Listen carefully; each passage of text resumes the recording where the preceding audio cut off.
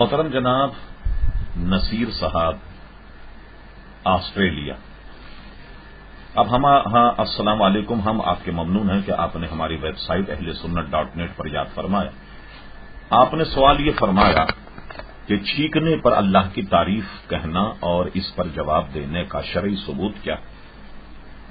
حدیث شریف میں بھی ہے اور مسائل کی کتب میں بھی ہے کہ جب کسی شخص کو چھینک آئے تو وہ الحمدللہ کہے اور سننے والا یرحمک اللہ یہ کہے، یعنی چھینکنے والا اللہ تبارک و تعالی کی تعریف کرے اور اس کا الحمدللہ سننے والا جو ہے وہ اس پر اللہ تبارک و تعالی کے رحم و کرم کی دعا کرے.